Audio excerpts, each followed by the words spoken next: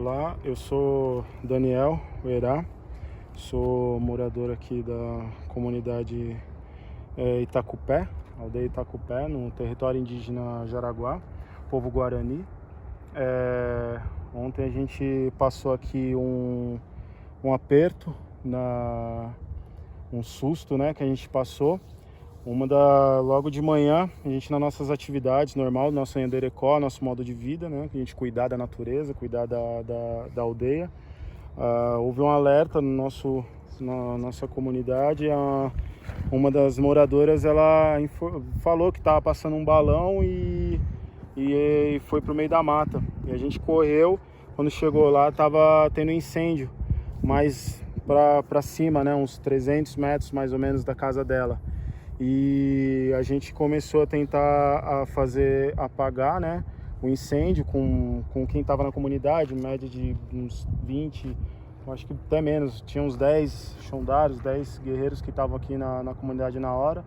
E a gente não tinha muito o que fazer, que ele estava espalhando, estava ventando muito e ventando o morro para cima, indo em direção ao pico.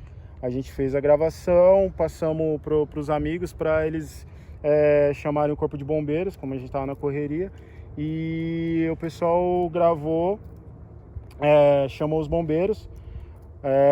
Umas 11 horas mais ou menos, 11h30, chegaram o caminhão dos bombeiros e essa equipe dos bombeiros disse que não poderia entrar na mata, que era muito distante. Realmente tinha uns 200 metros de onde eles estavam, que é o centro da aldeia, não chegaria a mangueira.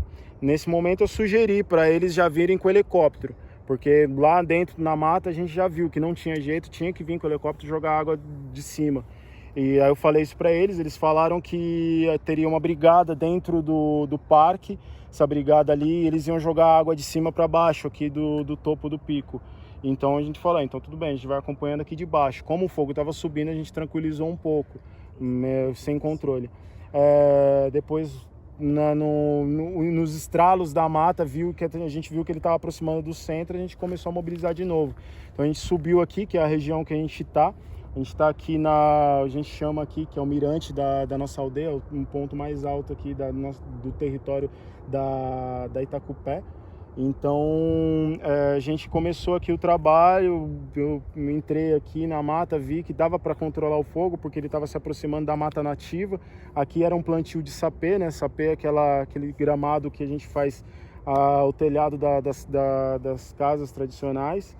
E daí nessa que a gente se mobilizou, muitos guerreiros, os guardiões, né? Nós somos todos guardiões, os guardiões da floresta, os xondários de todo o TI Jaraguá se mobilizaram, subiram aqui, mais de 40 da comunidade, mais de 40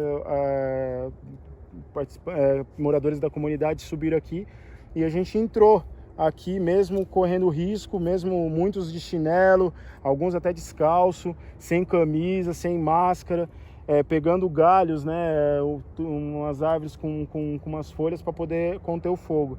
E a gente teve uma luta muito grande, porque aqui embaixo a gente está a 200 metros mais ou menos do centro da aldeia, e tem o nosso cemitério sagrado, né, onde estão nossos ancestrais, nossos parentes, né, nossos irmãos que se foram, eles estão enterrados aqui. Isso é muito sagrado pra gente, e a gente ficou preocupado com isso. Então foi uma luta muito grande, que a gente ficou a tarde inteira aqui contendo esse fogo. Chegou a pegar bastante aqui da mata nativa. A região que mais queimou foi o outro lado, que foi perto da nascente, que é onde fica o eucalipto, né? A gente sempre vem lembrando todo mundo, a gente tem uma visão aqui de cima que a gente vê muito o descaso que é do plantio do eucalipto. Parece ser bonito porque está tudo verde, mas na verdade o eucalipto ele é uma praga, né? Ele foi trazido da Austrália, ele tem o tanto que ele tem de altura, média pode chegar até 100 metros, 50, média de 50 metros, ele tem de profundidade, ele seca as raízes.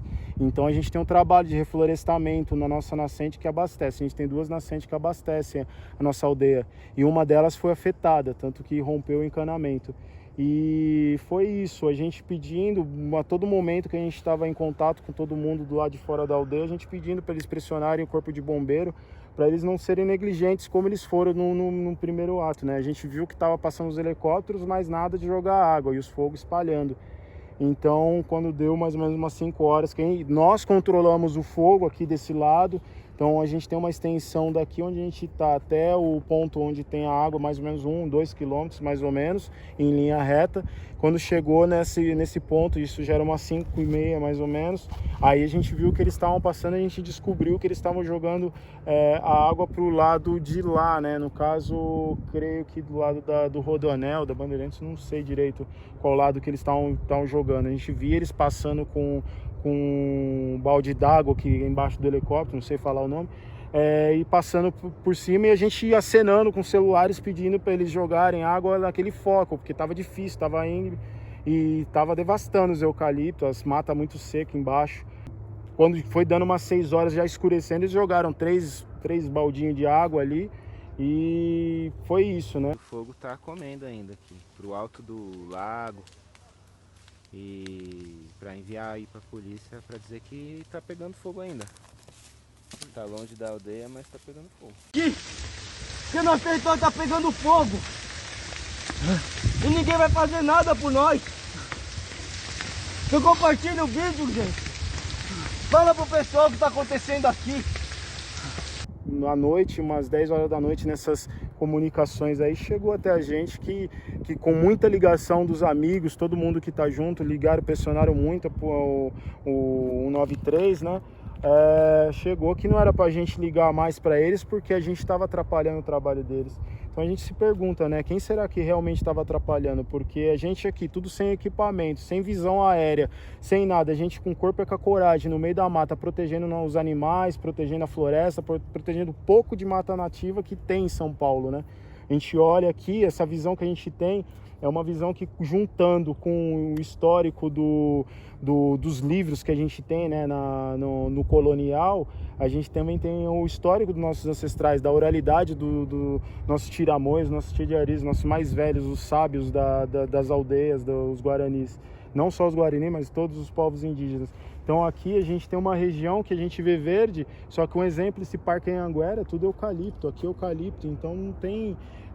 tudo seco, não tem mata nativa. Então o que a gente guarda aqui, né, o estado ele diz, né, que é guardado a mata nativa dentro do parque estadual, mas se não fosse nós estarmos aqui na retomada de terra, as famílias que vieram no começo, desde os anos 60, e a luta de cada tecoada, 6 tecoadas que tem aqui no território de Araguá, a luta de cada uma, ano após ano, para a luta da demarcação de terra, aqui seria um condomínio de luxo, porque esse é o interesse da especulação imobiliária, né? Plantar eucalipto, secar a nascente e burlar as leis, assim como a Tenda tentou fazer, né? Jogou entulho lá nas nascentes que tem lá dentro do terreno, do lado da Tecoitu e Piauí e Viporã, e tentam querer construir aquele condomínio com 11 torres. Então aqui a gente já tinha visto isso anos atrás. A primeira família que chegou aqui, que está até hoje aqui na luta, né? Eles lutaram contra isso porque o poceiro que tinha aqui era justamente esse interesse de fazer um condomínio de luxo, né? Então a gente vê hoje o descaso, né? Dentro de tanta coisa que está acontecendo no externo, né? A gente vê as notícias, a luta, pessoal falando muito de fascismo, falando muito de racismo aí fora, coisa que sempre existiu contra nós também, né? Essa luta racial. A gente vê o descaso do poder público, né, com a gente, né? Porque o fogo estava aqui, né, alastrando no território, mas não estava incomodando o parque. Se tivesse incomodando o parque, estava rapidinho, mas como era dentro da aldeia, eram os indígenas, eles não ligam, né? Então isso é a mesma coisa que está acontecendo lá no Amazonas, né? No Amazonas. Então a gente sente na pele, a gente sabe, nosso povo, nossos ancestrais, eles contam as coisas como aconteceram aqui, desde o momento que desembarcou o primeiro europeu aqui. A gente hoje a gente não é contra culturas, a gente não tem nada, a gente não quer, muitas falas de muitos nossos amigos nas nossas lutas falam, a gente não quer sair daí derrubando prédio, que a gente quer reconstituir a natureza, voltar a fauna, voltar a flora e viver em paz dentro da nossa comunidade, com nossos devidos direitos, assim como qualquer cidadão que tem espalhado aí no Brasil. Então a gente cobra a lei da Constituição. Então nessa Constituição o socorro imediato da polícia militar, né? Polícia Militar, o corpo de bombeiro está dentro da Polícia Militar, então socorro imediato não teve. Então vieram às 11 horas da manhã, mas levou o quê? Ficaram rodando com o helicóptero visando, como mostra alguns vídeos que tá nas mídias, que eles estavam vistoriando. Então vistoriar enquanto a gente estava aqui, acabando com fogo.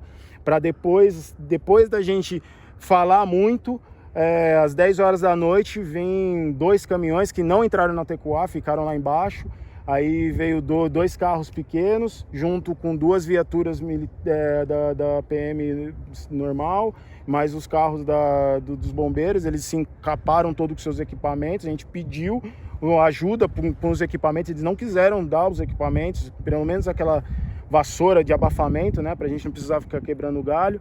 Eles não disporam dos equipamentos deles e acompanharam a gente. A gente foi do jeito que a gente estava o dia inteiro e eles ainda falando coisas absurdas pra gente, né? Questão da gente subindo lá no meio da mata, né? Eles falando questão de, tem que pôr corda. Eu falei, meu amigo, eu tô há 12 horas aqui subindo, vou pensar em corda agora. Então vocês têm um método aí, né? A gente já subindo, eles atrás.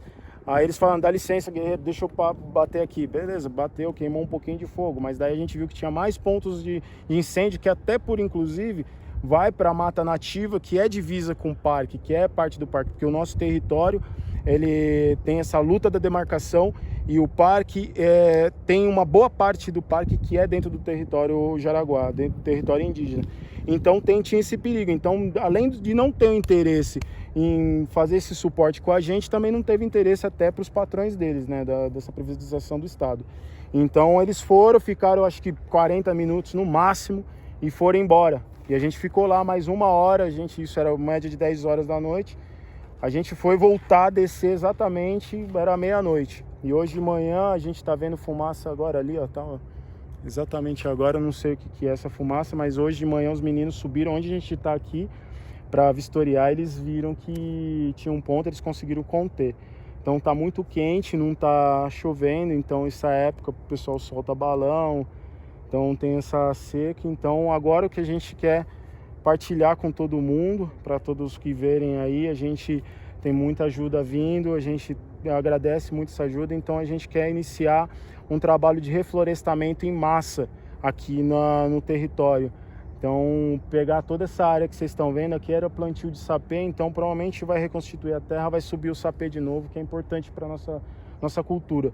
Mas a parte dos eucaliptos, o eucalipto não é interessante para a gente, o eucalipto não é interessante para nossa comunidade. Então a gente vê aí com quem tiver conhecimento de retirada de eucalipto, lembrando que é uma árvore australiana, ela não é nossa.